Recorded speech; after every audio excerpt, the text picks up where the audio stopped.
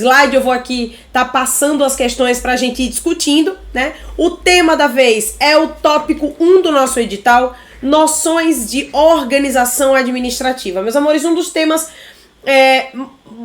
centrais aí do estudo do direito administrativo, porque ele vai falar sobre como a administração pública se organiza para desempenhar a função administrativa. E aí notem como o edital de vocês traz noção de organização administrativa, administração direta e indireta, centralizada e descentralizada, desconcentração. E eu ainda peguei um tópico, né, que ele me pareceu que veio um pouco dissociado do tema de organização. Ele veio depois de agentes, mas eu trouxe ele para a organização, porque é aqui que a gente vai falar sobre órgãos públicos também. E aí a ideia é que a gente possa observar o comportamento da FGV, ver como é que ela está cobrando organização administrativa nas turmas aí de nível médio, turmas de tribunais, para que a gente, em cima dessas questões, possa mapear um estudo estratégico, para que você se sinta confortável e gabarite as questões acerca de organização administrativa. Vamos junto então, olha só. A nossa primeira questão, eu quero que vocês analisem aí comigo. É uma questão deste ano de 2023, o ano em que estamos nos preparando para prestar aí o concurso do TJ. Banca FGV, Tribunal de Justiça do Rio Grande do Norte, foi uma prova bem comentada, bem discutida, né? Então é algo que a gente precisa prestar bastante atenção, né? Essa prova, ela, assim, acredito que ela nos traz um bom indicativo de por onde a FGV vai trilhar para o Tribunal de Justiça do Estado de Sergipe também. Então, olha só, olha o caso. O diminuto município Alfa possui 10 secretarias, uma autarquia, uma fundação estatal de direito público e uma empresa pública nesse cenário. Considerando o tema da organização administrativa, é correto afirmar que, meus amores, aí ele está falando de um município que possui secretarias, autarquia e uma fundação de direito público e empresa pública. Veja. Para que a gente comece a pensar sobre esse tema e antes mesmo da gente analisar quais são as alternativas, eu quero propor que a gente veja alguns desenhinhos que vão ajudar a gente a elucidar essa divisão da administração pública do nosso país. A gente sabe, o decreto 200 de 67 divide a administração pública em administração direta e administração indireta.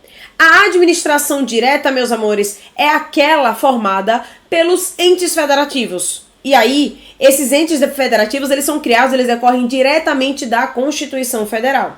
São União, Estados, DF e municípios. Eu trouxe para vocês aí na imagem como 4 bonequinhos verdes, porque não é por acaso. Eu quero que vocês realmente imaginem os entes federativos como pessoas, porque é isso que eles são.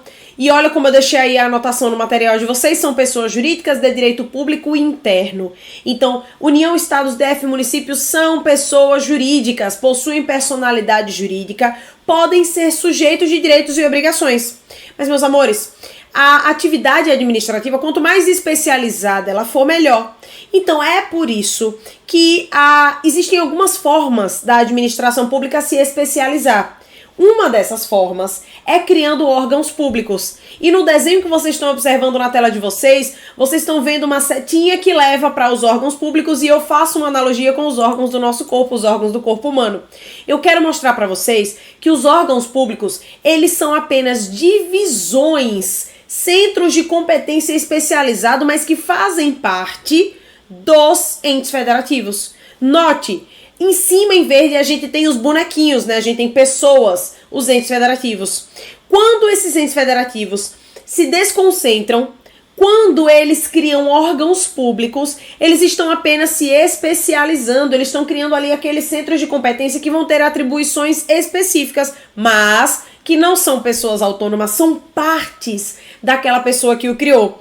Vou fazer uma analogia aqui, né? Bem esdrúxula, mas com os nossos próprios órgãos, né? Imagina só, será que você poderia processar o meu pulmão ou o meu coração caso ele te cause um dano? Não, por quê?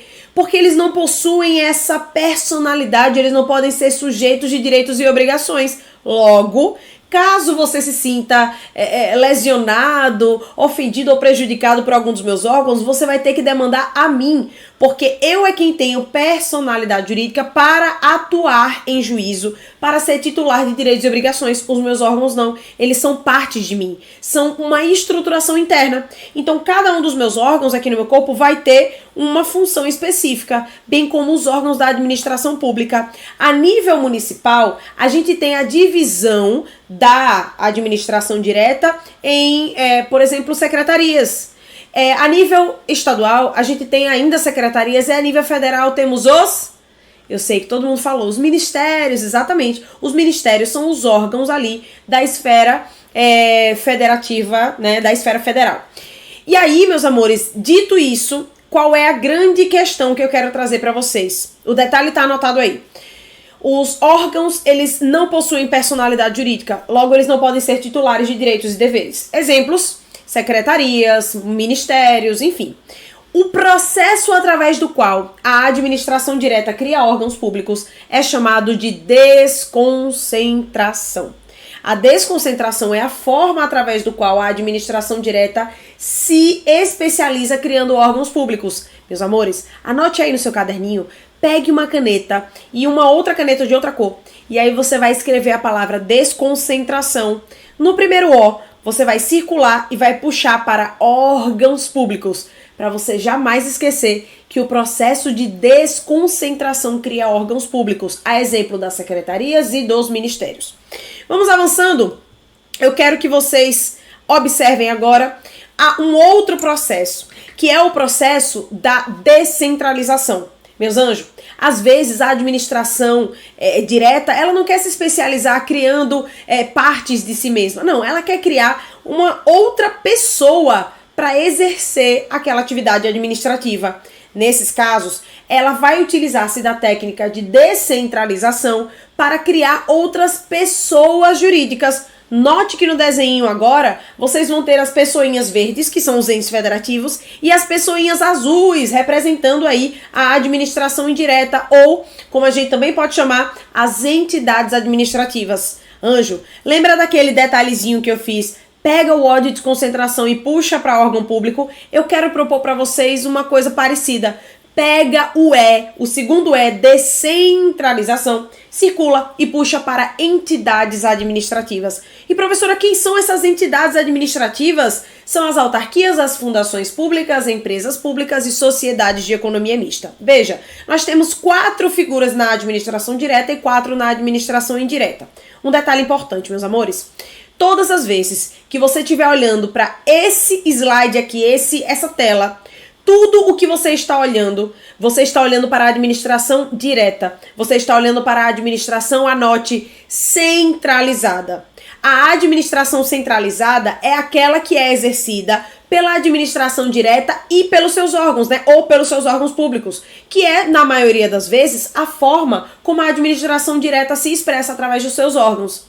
O que eu quero frisar aqui com vocês? Se por acaso a FGV vier perguntando, olha só, a atividade desempenhada pelos órgãos públicos é uma atividade centralizada, certo ou errado? Certo! Por que, professor, é centralizada? O órgão não é uma parte? Sim, meu amor, veja, ele é uma parte, ele é uma fragmentação interna. É por isso que você ainda diz que a atividade exercida pelo órgão é uma atividade centralizada. Porque você não sai da pessoa, você não sai da união do estado, do DF e do município, ainda tá ali dentro.